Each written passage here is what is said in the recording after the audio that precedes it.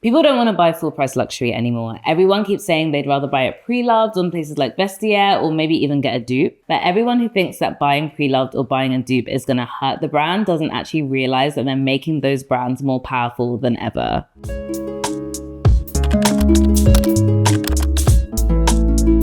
So in this episode, let's talk about signaling. Let's talk about the power of actually building a brand and how you get other people to participate and help you become even bigger than you originally were. So you might be wondering, how can a dupe, especially a dupe to be honest, how can a dupe or how can something pre-loved that's not being bought directly from the brand be helping them? Because we're not like giving them money.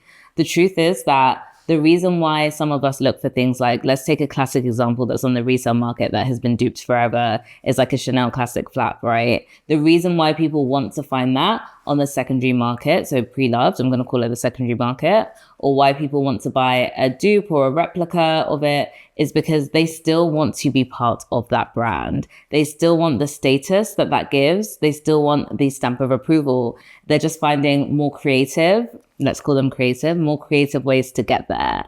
And that is actually only going to make the brand more powerful, at least for the people who can afford it at the prices that they keep increasing their items to. And this isn't just about Chanel. This is about pretty much any other, not just luxury brand, but any hype brand as well. I recently came across this like more like streetwear, menswear leaning reseller called 4G Seller, and they are set to make $12 million this year after launching, I think, a couple of years ago. You can read more about them. I'll link the article. And they sell really, really hard to get pieces of either highly sought after streetwear or also like unique luxury drops, right? And they're making all that money. And I think that's a really good example of the fact that the people who are shopping them include, you know, people of all backgrounds, but specifically also include celebrities, rappers, athletes, anyone who already has access to resources that they could buy that stuff in the store. But here's the thing, that exclusivity has got them in. This idea of limited drops and limited designs and limited edition gets people going like nothing before. And we're going to come back to that. But let's quickly go back to this idea of like a stamp of approval, right?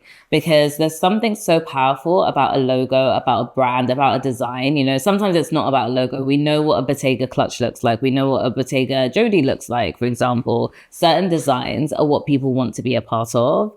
And through the secondary market, through dupe culture, we've basically said, this is so good, but I will do anything to get it or get a version of it, whether that is go and buy it from somewhere else. And there are many reasons why we shop in the secondary market. And I love vintage or like pre-loved finds because I think you find something so unique. So there are certain people like myself who look for that because they want stuff that other people don't have.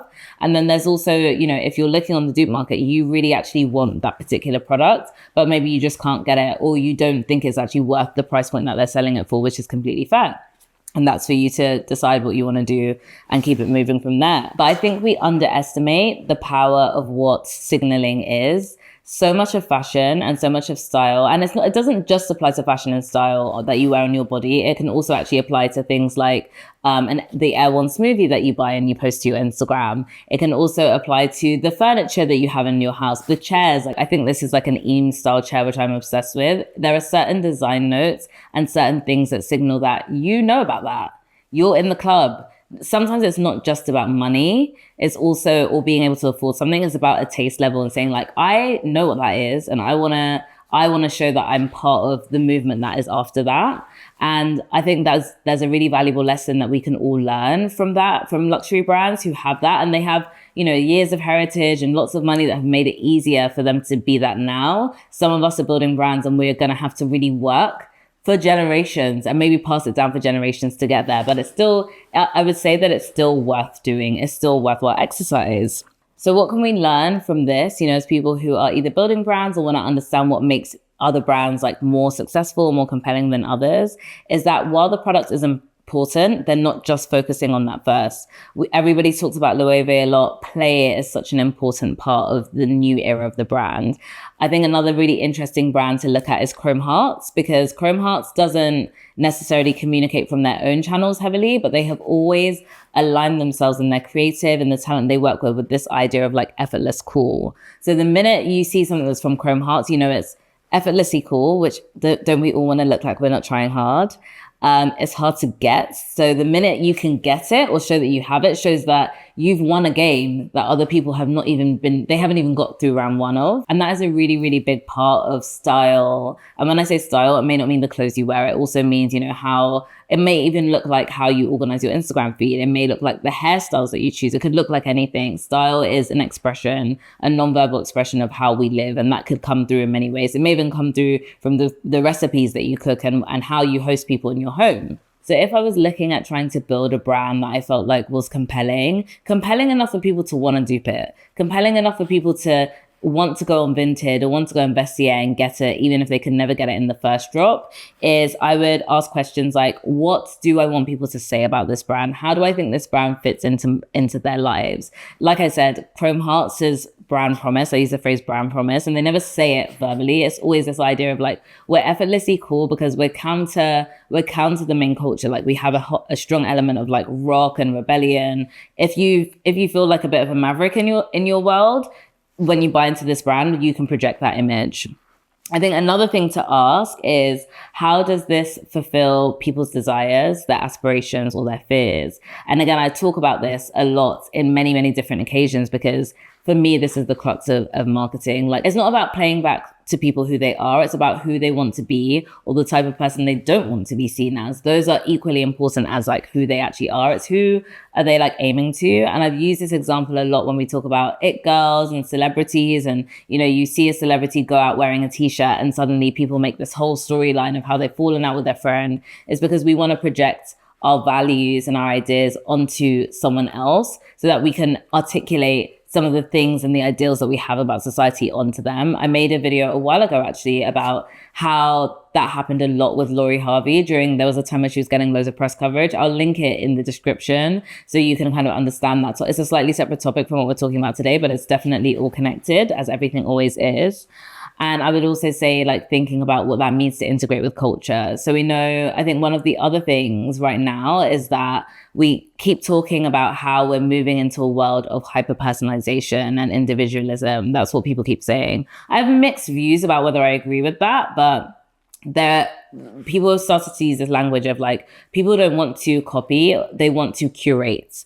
And if I was building a brand, I would think about, how can my brand make this person feel like their taste level is elevated and they're not doing the things that the generic mainstream are doing. We're moving into a culture in social media, just where the internet has become more matured, of people who can say like, this is my niche thing that I got from this, seller or this like small brand on Instagram that has 10K followers and not this big brand. And that's also why big brands tap artists, as in like fine artists. They tap young designers to collaborate with, because they need to infuse that level of cool into them. So note that this isn't just about you necessarily as a small creator or a small business trying to get out there. Big brands need this because they've been around for decades. They need to figure out what's relevant. They need to figure out and tap into what people are talking to right now. So it's happening at all levels of society. And I think sometimes when we talk about like ideas, people think, well, it's easy for, Nike to do, or it's easy for so-and-so brand to do because they have all the money in the world. All the money in the world.